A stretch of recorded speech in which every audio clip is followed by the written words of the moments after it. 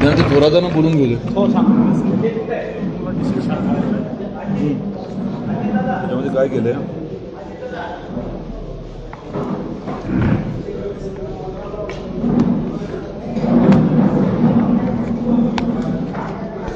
हे जर जयेशकडे द्या, हे जयेशकडे द्या. वाचायचं राहिले माझं, जाताना वाचतील.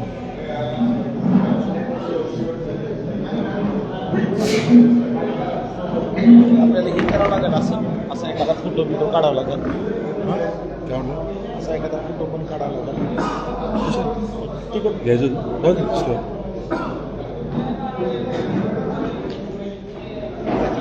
एक खुर्ची ठेवा फक्त, बाकी काढून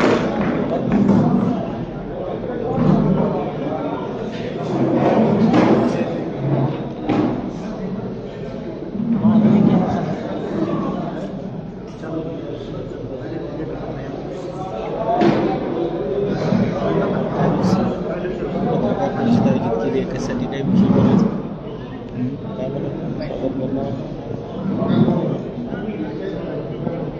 संकल्प पत्र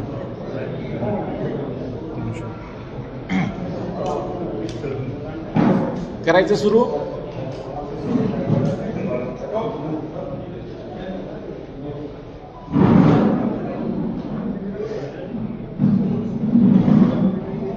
तुम्ही स्क्रोल म्हणल्याशिवाय म्हणणार नाहीत ना, या बघायला यांच्याकडे.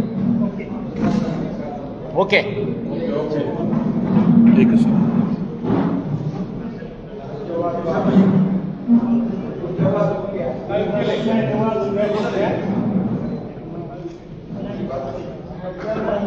सुरू झालेलं आहे. सर्व पत्रकार बंधूंचे आजच्या या पत्रकार परिषदेमध्ये हार्दिक स्वागत करतो. आपण या विधानसभेच्या निवडणुकीच्या निमित्तानं रोजच भेटणार आहोत. हा संकल्प आमचा होता आणि त्याच अनुषंगानं आज भारतीय जनता पार्टीच्या वतीनं, महाराष्ट्र भारतीय जनता पार्टीच्या वतीनं ह्या सार्वत्रिक निवडणुकीच्या अनुषंगानं जे संकल्पपत्र काल जाहीर झाले, प्रसिद्ध झाले, त्या संकल्पपत्राच्या अनुषंगानं आपल्याशी संवाद साधण्यासाठी भारतीय जनता पार्टीचे नेते आमदार राणा जगजितसिंह पाटील साहेब या ठिकाणी उपस्थित आहेत. मी राणादादांना विनंती करतो की आपण उपस्थित सर्व पत्रकार बांधवाशी संवाद साधावा. नमस्कार. आपल्या सर्वांचं मी देखील स्वागत करतो. आपल्याला कल्पना आहे की भारतीय जनता पार्टीने एक मोहीम राबवली होती. पूर्ण राज्यामध्ये वेगवेगळ्या भागातून लोकांच्या अपेक्षा काय आहेत, आकांक्षा काय आहेत, या अनुषंगाने माहिती मागितली होती. आपल्याच या प्रतिष्ठान भवनमध्ये एक महिन्याभरापूर्वी या मोहिमेची सुरुवात आपण केली होती, शुभारंभ केला होता. मोठ्या प्रमाणामध्ये राज्यातनं लोकांनी त्यांचे विचार मांडले आणि त्या अनुषंगाने भारतीय जनता पार्टीने संकल्पपत्र 2024 हे बनवलेलं आहे. आणि या संकल्पपत्राच्या माध्यमातून मोठ्या प्रमाणामध्ये जनतेकडनं आलेले जे विषय होते ते घेण्यात आलेले आहेत. त्यापैकी साधारण 25 जे महत्त्वाचे प्रमुख मुद्दे आहेत हे आपल्यापर्यंत आम्ही एका पत्रकाच्या द्वारे पोहोचवतोय. आणि त्या 25मध्ये काही आपल्याला आपल्या जिल्ह्याच्या दृष्टीने, आपल्या भागाच्या दृष्टीने जे जास्त महत्त्वाचे वाटतात अशा 12 मुद्द्यांच्या बाबतीमध्ये मी काही विचार मांडणार आहे. आपल्या सर्वांना कल्पना आहे की लाडकी बहीण योजना ही अतिशय यशस्वी अशी योजना आपल्या राज्यामध्ये राबवली जात आहे. आणि या योजनेच्या माध्यमातून करोडो महिलांपर्यंत प्रत्यक्षात पैसे जे आहेत ते पोचलेले आहेत. दुर्दैवाने विरोधक या बाबतीत काही गैरसमज पसरवत होते. योजनेच्या बद्दल ती योजना तात्पुरत्या स्वरूपातली आहे, काही महिनेच चालेल, तिजोरीवरती खूप ताण पडतोय वगैरे वगैरे सांगण्यात आलं होतं.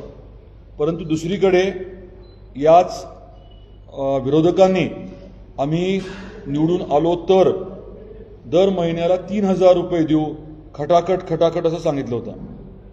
म्हणजे विरोधाभास जो आहे तो स्पष्टपणे जाणवतो. आणि यात थोडं बारकाईने आपण जर बघितलं तर तेलंगणा राज्यामध्ये गतवर्षी निवडणुका झाल्या, काँग्रेसचं सरकार तिथे निवडून आलं. त्यांनी गृहलक्ष्मी नावाची योजना दर महिन्याला 2,500 रुपये माता भगिनींना देण्याबाबतची जाहीर केली होती. गेल्या 6 महिन्यामध्ये 2,500पैकी किती पैसे प्रत्यक्षात त्यांनी माता भगिनींना दिले याची जरूर आपण माहिती घ्यावी आणि जनतेपर्यंत पोचवावी, ही मला आपल्याला विनंती करायची आहे. आपले आदरणीय मुख्यमंत्री यांनी स्पष्टपणे सांगितलं होतं की आपलं सरकार ही योजना कायम ठेवेल आणि त्याच्यामध्ये वृद्धी करेल. त्या अनुषंगाने संकल्पपत्र 2024मध्ये पहिला जो मुद्दा घेतला आहे तो हाच आहे की 1,500 वरनं ही रक्कम जी आहे ती 2,100 केली जाणार आहे. म्हणजे वर्षाला 25,200 रुपये हे माता भगिनी जे आहेत, मुख्यमंत्री लाडकी बहीण या योजनेच्या लाभार्थ्यांना वर्षाला 25,200 रुपये मिळणार आहेत. याच्याच बरोबरीने जे निराधार आहेत त्यांना जी रक्कम दिली जायची त्याच्यामध्ये देखील वाढ करण्याचं ठरलं आहे. वृद्ध पेन्शन धारकांना जो काही सन्मान निधी दिला जातो तोही महिन्याला 2,100 करण्याचा संकल्प जो आहे तो आपल्या महायुतीने भारतीय जनता पार्टीने केलेला आहे. शेतकऱ्यांना मिळणारं कर्ज जे आहे ती सन्मान निधी जो 12,000चा आहे तो 15,000 करण्याच्या बाबतीत देखील एक महत्त्वाचा निर्णय जो आहे तो या संकल्पपत्रामध्ये आवर्जून त्याचा उल्लेख केलेला आहे. एक वेगळा मुद्दा देखील घेतला आहे, खास करून सर्वसामान्य जे घरं आहेत त्या कुटुंबासाठी राज्यात जीवनावश्यक ज्या वस्तू आहेत त्यांच्या किमती ज्या आहेत त्या स्थिर ठेवण्याच्या बाबतीतला निर्णय घेतलेला आहे. त्यामुळे हा मोठा दिलासादायक असा निर्णय होणार आहे. आपल्या राज्यात विद्यार्थ्यांच्या अनुषंगाने 10 लाख विद्यार्थ्यांना 10,000चं विद्यावेतन देण्याच्या बाबतीमध्ये देखील एक महत्त्वाचा निर्णय जो आहे तो जाहीर करण्यात आला आहे. अंगणवाडी आणि आशा सेविकांना 15,000 रुपये वेतन दरमहा देण्याचा आणि त्याच्या बरोबरीने विमा संरक्षण देण्याचा देखील महत्त्वाचा निर्णय झाला आहे. आपल्या राज्याची इकॉनॉमी जी आहे, अर्थव्यवस्था जी आहे ती $1 ट्रिलियन करण्याच्या बाबतीतलं लक्ष्य जे आहे ते भारतीय जनता पार्टीने ठेवले आणि ते साकार करण्यासाठी अगदी नियोजनबद्ध प्रयत्न केले जाणार आहेत. शेतकऱ्यांसाठी दिलासादायक अजून 2 मुद्दे आहेत. पहिला मुद्दा म्हणजे SGST जो कर खतावरती भरला जातो त्याचा परतावा, म्हणजे खतावरती जो टॅक्स भरला जातो GST टॅक्स स्टेटचा, तो परत शेतकऱ्यांना देण्याबाबतचा निर्णय आहे. आणि आपल्या भागात प्रचंड प्रमाणात सोयाबीन आहे, तर प्रति क्विंटल सोयाबीनचा दर 6,000 ठेवण्याच्या अनुषंगाने योजना राबवायचं देखील ठरलेलं आहे. लखपती दीदी हा जो विषय आदरणीय पंतप्रधान नरेंद्र मोदी साहेबांनी पुढे आणला त्या अनुषंगाने आपल्या राज्यात 2027 पर्यंत 50 लाख महिलांना लखपती दीदी करण्याचं उद्दिष्ट जे आहे ते ठेवले आपल्या महायुतीने.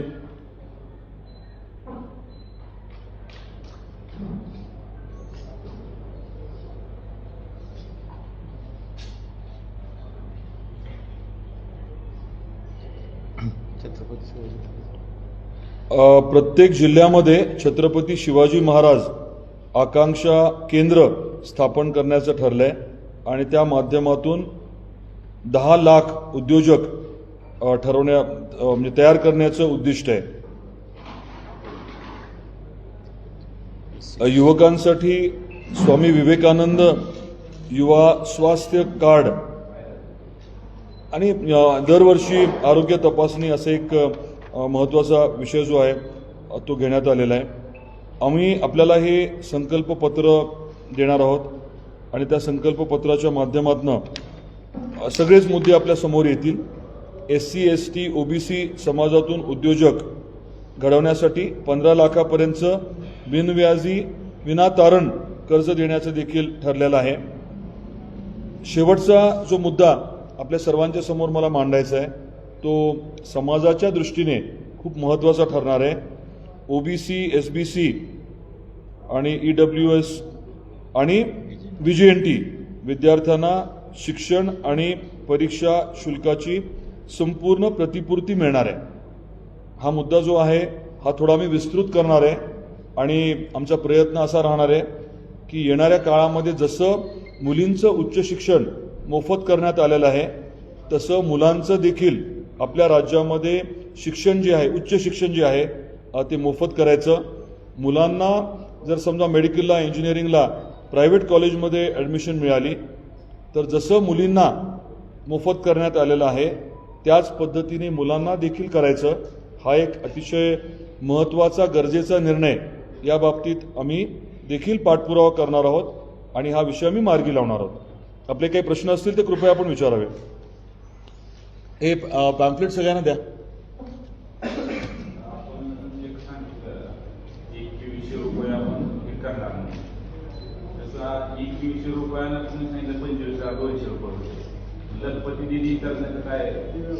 दोन वेगळे विषय आहेत. हे मुख्यमंत्री लाडकी बहीण योजना जी आहे या माध्यमातून आपण माता भगिनींपर्यंत एक ठराविक रक्कम जी आहे दर महिन्याला पोहोचवतो. हे कसं वापरायचं त्याचं स्वातंत्र्य त्यांना आहे. आता लखपती दिदी योजना काय तर बचत गटाच्या माध्यमातून उमेदच्या माध्यमातून किंवा वेगवेगळ्या इतर योजनांच्या माध्यमातून स्वतःचा उद्योग व्यवसाय आपण सुरू करायचा. मग तो शेळीपालन असेल, दुग्ध व्यवसाय असेल, छोटं मोठं दुकान असेल आणि त्याला सरकार मदत करणार आणि त्या उलाढालीतून तुम्ही लखपती व्हायचं. देशभरामध्ये ही मोहीम खूप ताकदीने राबवली जाते आणि आपल्या राज्यामध्ये 50 लाख महिलांना लखपती दिदी करायचं 2027 पर्यंत असं उद्दिष्ट आपण ठेवतोय. त्याच्याप्रमाणे त्या अनुषंगाने आपण ठरवू ना. आपण म्हणजे काय असं रेशिओ वाईज जर बघायला गेलं तर आपण त्याप्रमाणे एक्झॅक्ट काढून तुम्हाला सांगतो ना टार्गेट. SGST ह्याच्यामध्ये GSTचे 2 प्रकार आहेत. CGST म्हणजे सेंट्रल गव्हर्नमेंटचं आणि SGST म्हणजे स्टेटचं. आत्ता आपण राज्य सरकार म्हणून बोलतोय. राज्य सरकारचा जो काही हिस्सा असतो GSTचा खत विकत घेतल्यानंतर तो डायरेक्टली शेतकऱ्याच्या खात्यावर परत करायचा अशी ही संकल्पना आहे. आत्ता जो मुद्दा आहे तो खताचा आहे. खताच्या बाबतीतले परत करायचे असा.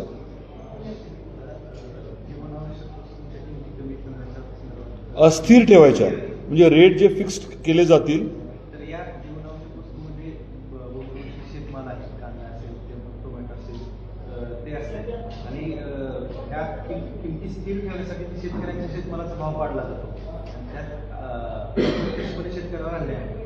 नाही, नॉर्मल पद्धत कशी असते, जीवनावश्यक वस्तू ज्या आहेत त्याची एक लिस्ट आहे. त्याचे रेट्स जेव्हा आपण स्थिर ठेवतो तेव्हा जर मार्केटमध्ये रेटमध्ये फरक पडला असेल तर त्याची प्रतिपूर्ती केली जाते. म्हणजे समजा तेल 100 रुपये आपण ठरवलं परंतु मार्केटचा दर जर 120 झाला तर 20 रुपये जे आहेत ते ग्राहकाने द्यायचे नाहीत किंवा ग्राहकाने दिले तर त्याला 20 रुपये परत करायचे. याला म्हणतात की स्थिर ठेवणं. त्याचा अर्थ बाजारभाव वरती आपण इफेक्ट करणार असं नाही आहे, कारण आता जागतिकीकरणामुळे दर आहेत ते आपल्या देशातच ठरतात असं नाही आहे.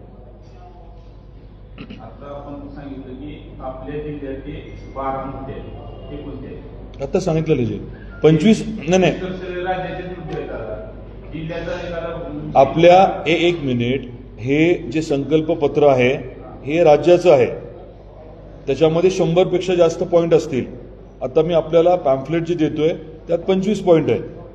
त्या 25 पॉईंटपैकी आपल्या जिल्ह्याच्या अनुषंगाने जे जास्त महत्त्वाचे आहेत ते मी आपल्याला सांगितले. हो ना, मी परत सांगतो. आता मुंबईमध्ये एक मिनिट मुंबईमध्ये एखादा प्रकल्प राबवायचा म्हटलं या 25 मध्ये असलं तर त्याला आपल्याकडे रेलेव्हन्स नाही आहे. आपलं जिल्हा म्हणून आम्ही जे देणार आहोत संकल्पपत्र आमचं, म्हणजे समजा मी तुळजापूरचं देईन, आपले अजितदादा पेंगळे जे आहे ते धाराशिवचं देतील, ते 2-4 दिवसांनी होईल. हे जे ते राज्याचंच आहे, परंतु त्यातलं आपल्याला उपयोगाचे मुद्दे मी सांगितले. तुम्ही देताना 25 द्या ना. मी सगळ्यात महत्त्वाचा मुद्दा कुठला मांडला तर जसं मुलींना उच्च शिक्षण मोफत केलंय त्या अनुषंगाने मुलांना देखील, सर्व मुलांना त्याच धर्तीवरती, त्याच्यामध्ये ऑफकोर्स क्रिमी लेअरचा मुद्दा असणार आहे, तेवढा मुद्दा कन्सिडर करून सगळ्यांनाच उच्च शिक्षण सर्व मुलांना मोफत व्हावं याच्यावरती आमचा भर राहणार आहे.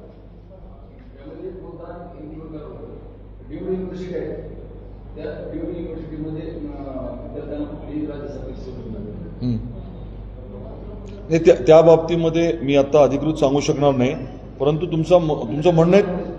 काय म्हटलं? हो, तुमचं म्हणणं आहे, योग्य आहे ते. साधारण पद्धत कशी असते, जिथे सेंट्रल परीक्षेद्वारे एखादा कॅन्डिडेट जो आहे, विद्यार्थी जो तो सिलेक्ट होतो त्याला ग्राह्य धरतात.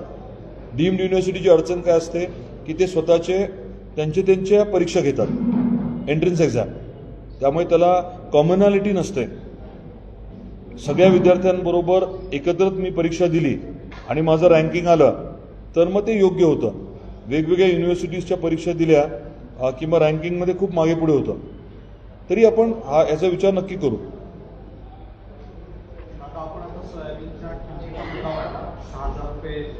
प्रति क्विंटल. हो, आताचा जो भाव आहे 4,800 तोही सध्या 41-42 आसपास मिळतोय आणि या सोयाबीनच्या किमतीच्या संदर्भात माहितीला मोठा फटका बसतो लोकसभा निवडणुका असते.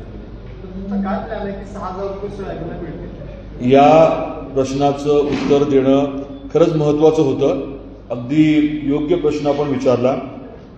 गेल्या हंगामामध्ये काही धोरणात्मक चुका झाल्या होत्या. केंद्र सरकारने, राज्य सरकारने यात दुरुस्ती करायचं ठरवलंय. ज्या चुका झाल्या त्याबद्दल आम्ही दिलगिरी व्यक्त केली, माफी मागितली.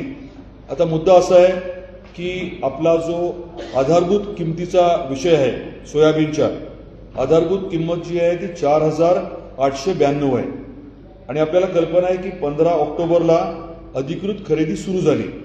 दुर्दैवाने बारदानं उपलब्ध नव्हतं. बारदान उपलब्ध नसल्यामुळे आम्ही पाठपुरावा केला. पाठपुरावा केल्यानंतर कलकत्त्यावरनं एक 15 दिवसापूर्वी दर जे आहेत ते नाफेडने उपलब्ध करून दिले. त्याच्यानंतर मार्केटिंग फेडरेशनने नेगोशिएट करून त्यापेक्षा थोड्या कमी किमतीमध्ये वर्क ऑर्डर दिली आणि आता बारदानं 2-3 दिवसापूर्वी प्रत्यक्षात उपलब्ध झाले. खरेदी आता सुरू झाली आहे. साधारण 8,000 क्विंटल खरेदी झालेली आहे आणि तुम्हाला बारकावा एक सांगायचा आहे की आता एक खूप मोठा बदल झाला आहे. मी सोयाबीन जर विकलं खरेदी केंद्रावरती आणि ते वेअरहाऊसला गेलं की WHR एक असतं. WHR म्हणजे वेअरहाऊस रिसीट. ही रिसीट अपलोड झाली कम्प्युटरच्या माध्यमातून, मी वेबसाईटवरती अपलोड केली की दुसऱ्या दिवशी माझ्या खात्यावरती पैसे आता पडणार आहेत. मी सांगताना 1 आठवडा म्हणतोय. पोर्टलमध्ये थोडे तांत्रिक अडचणी होत्या. उद्यापासनं पैसे जे आहेत ते खात्यावरती पडायला सुरुवात होईल. आता बारदानं उपलब्ध आहे. प्रत्यक्षात मी म्हटल्याप्रमाणे 8,000 क्विंटलची खरेदी झाली आहे आणि आता येणाऱ्या काही दिवसांमध्ये एकदा या खरेदीला गती मिळाली आणि मॉइश्चर कंटेंट थोडं कमी झालं की बाजारभाव जे आहेत ते आमची अपेक्षा आहे की चांगल्या मालासाठी बाजारभाव 5,000च्या वरती जातील. चांगला माल म्हणजे निकषात बसणारा माल जो असेल त्याचे दर 5,000च्या वर नक्की जातील.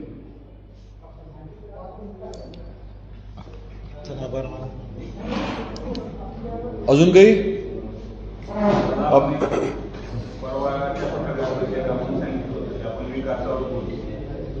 तर आपल्या केर गावामध्ये गेल्या आठवड्याला एकदा पाणी उशाला झालं नाही. त्या ठिकाणी पाण्याची वस्तू बरीच माहिती दिसते तुम्हाला. काय नेमकी माहिती तुमची? 8 दिवसाला पाणी येतंय 8 दिवसाला पाणी येतं. एकदा. बरं वस्तुस्थिती आहे. बरं. आणि किती बोर आहेत तेरमध्ये? बोर किती जरी असले तरी पाणी 8 दिवसाला येतं. तसं नाही हो. आपण उद्या सकाळी तेरला जाऊ. तुम्ही या बरोबर, तुमचा व्हिडिओ कॅमेरा वगैरे घेऊन या. सकाळी जाऊ आपण. काय म्हटलं? अर्थव्यवस्था $1 ट्रिलियन हो. नाही, त्याच्या बाबतीमध्ये 2 विषयांवरती आपण जास्त भर द्यायचं ठरवलंय. एक जे आहे ते AI, आर्टिफिशियल इंटेलिजन्सचा हब आपलं महाराष्ट्र व्हावं या अनुषंगाने नियोजन चाललंय. आणि दुसरं फायनान्शियल मॅनेजमेंटच्या अनुषंगाने जे टेक्नॉलॉजी हब करायचं आहे, म्हणजे नवीन तंत्रज्ञानाचा वापर करून अर्थव्यवस्था जी बळकट करण्यासाठी सॉफ्टवेअर लागतं, हे आणि AI या दोन्ही विषयांच्या बाबतीमध्ये आपण महाराष्ट्र हब करायचं म्हणतोय. सगळ्यात जास्त तुम्हाला माहिती असेल, जे काही फॉरेन डिरेक्ट इन्व्हेस्टमेंट झाली, परकीय चलनामध्ये जी काही गुंतवणूक झाली, त्यातले जवळजवळ 50% पैसे किंवा गुंतवणूक ही एकट्या महाराष्ट्रामध्ये झाली. जी काही आता महायुतीच्या माध्यमातून धोरणात्मक बदलाची प्रक्रिया झाली, त्याच्यामुळे गेल्या 2-2.5 वर्षामध्ये महाराष्ट्रात सगळ्यात जास्त गुंतवणूक यायला लागली आहे. परकीय गुंतवणूक जी आहे ती मी सांगितल्याप्रमाणे देशाच्या तुलनेत ₹100 देशात येत असतील तर त्यातले ₹50पेक्षा जास्त गुंतवणूक ही एकटी महाराष्ट्रात येते. त्या अनुषंगाने ही वाटचाल चालली.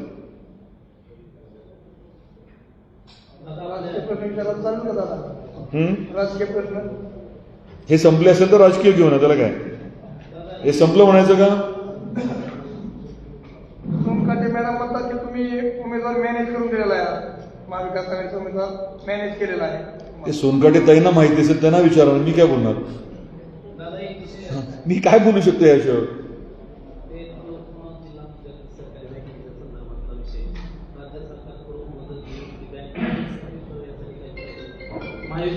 आमच्या संकल्प पत्रामध्ये 1 नंबरचा मुद्दा तो राहणार आहे आपल्या जिल्ह्याच्या. बिलकुल. आता हे झालं राज्य पातळीवरचं संकल्पपत्र. तुमचं तसं काय आहे का जिल्हा पातळीवरचं संकल्प? नाही, मी तेच सांगितलं. आमचं संकल्पपत्र सबसिक्वेंटली येईल, 2-3 दिवसामध्ये येईल ना. ऑफकोर्स येणार ना, कारण आपण नियोजन करतोच ना. आम्ही आता कार्य अहवाल पण देऊ तुम्हाला. 5 वर्षामध्ये काय केलं त्याचा कार्य अहवाल देऊ. म्हणजे फार विस्तृत देता नाही येणार, परंतु तुम्हाला महत्त्वाचे मुद्दे आहेत ते कदाचित उद्या किंवा परवा कार्य अहवाल देऊ. आणि त्याच्यानंतर 1-2 दिवसानंतर आपला संकल्प काय आहे, पुढच्या 5 वर्षामध्ये आपल्याला मेजर काय अचीव्ह करायचं आहे हे नक्की आम्ही आपल्यासमोर मांडू. आपल्या सर्वांचे मनापासून आभार व्यक्त करतो. खूप खूप धन्यवाद. चहा पाणी काय?